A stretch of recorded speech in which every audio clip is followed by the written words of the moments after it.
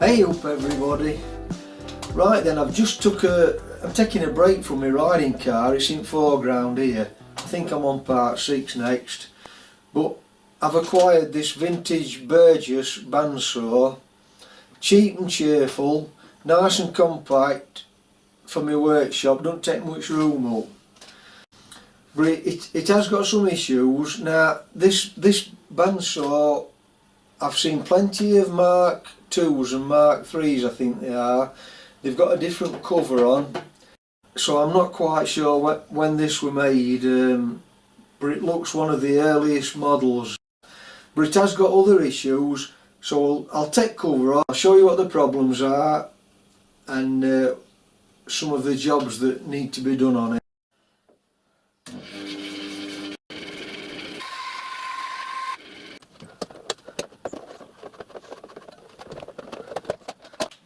The actual pulleys that drive it, there's no play at all in them, so it's not had a lot of weight, it's not had a lot of use.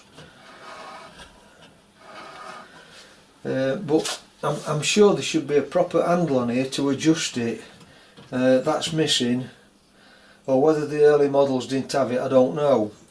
And also I've noticed on the later models they have the belts on with the teeth in. This has just got a standard V-belt on. The pulleys are cast aluminium. I think on the later versions they were plastic.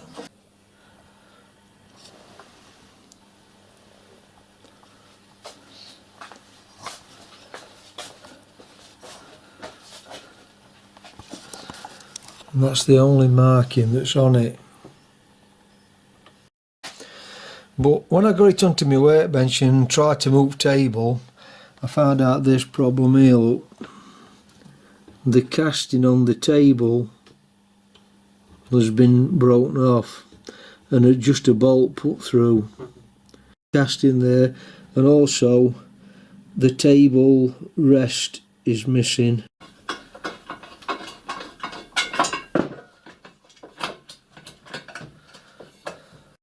I've just got to repair that casting to make it be able to do what it should do. Right, so I'll go and put my thinking cap on and see how I'm going to get this repaired. What I've done then, I've made a cardboard cutout of the radius. I found out that it's actually 100mm diameter, so that's a 50mm radius. And when I've cut this cardboard out at 100mm diameter, you'll see that. So I've got to cut a piece to fill this gap in here, but leave that slot in. Now what I've got then, somebody gave me this lump of aluminium once, and just by luck it's 100mm diameter, and if you put that into the casting of the saw, it's a perfect fit. So what I'm going to do then, I'm going to put this in lathe and I'm going to 14mm deep, that diameter, part it off, then I can cut a segment out, file that flat on the part that it's broken, and then that'll fit onto that then. What I'm thinking of doing is loomy welding that on.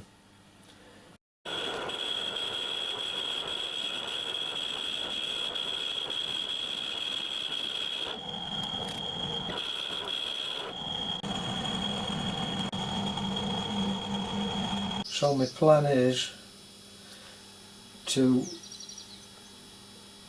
mill a slot in this, on this radius, cut it off there and there to match that. Got my rotor table set up in milling machine. I'm just setting the disc up now with my clock, with my DTI, to get it running through, then I can cut the slot in on that radius. Yeah, that's within 1,000, so I think that's close enough for a Burgess bandsaw. I think I'm working on an 80 PCD. So I've got my spindle now set in middle, so I'll move over 40 for the radius to pick this this pitch circle diameter up.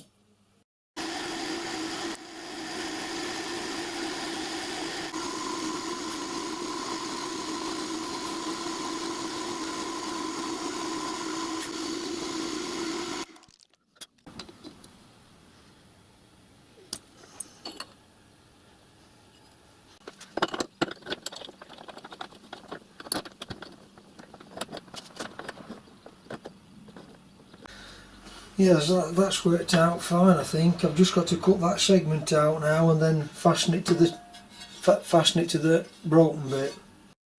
I've marked where I've got to cut on this cardboard cutter out, so I'm going to cut this segment off, file that off flush, and I've just filed that break off square, and then hopefully I'll be able to get a proper joint onto that.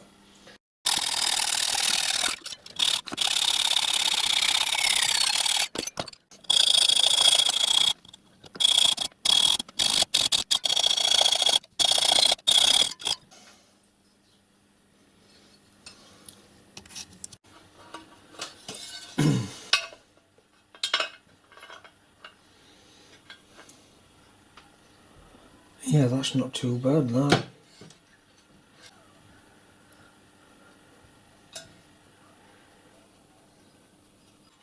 I've got this bit of material here where I can put a screw in, and then all around that radius I can get some small screws in and then transfer them onto that there, and then I'm going to screw it all around that radius.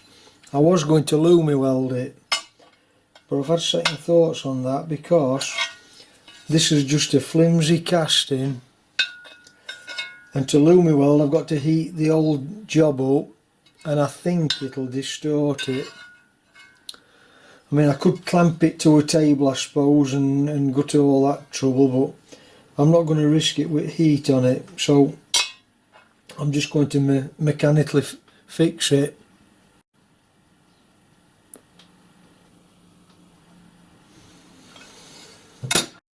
I've drilled 8 holes in the radius. I've got it clamped onto the table now, so I'm going to go ahead and mark 3 or 4 of them holes so I can clamp it with 3 bolts. I'm using 6BA, and then once I've got that held in position I can do these that's under the clamp.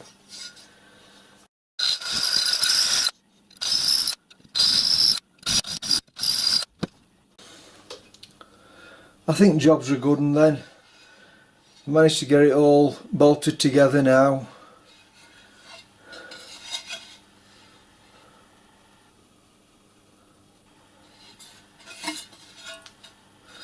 I've also made this disc for setting the table level, what that was missing, and I've also made a knob for the adjusting screw for the blade tension at the top.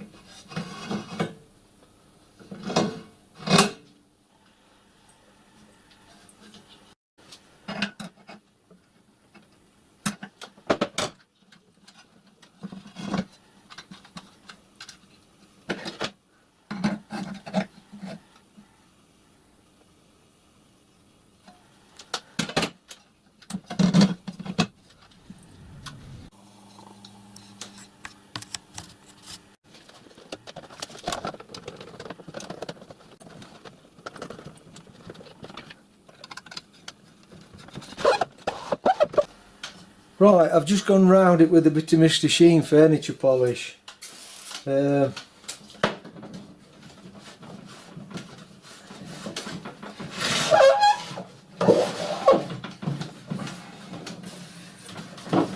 Now I know what you're saying, while I got it to pieces, why did I paint it? Well, there's a reason for that. This machine is over 50-year-old. As soon as you take the paint off it and repaint it to look like new, it's lost its age, hasn't it? Well, it has in my eyes anyway, and that's my excuse and I'm sticking by it. But I like to see it, you know, with its original patina of wear, and although it's showing its age on the paint, mechanically it's sound, so that's how I like to see them.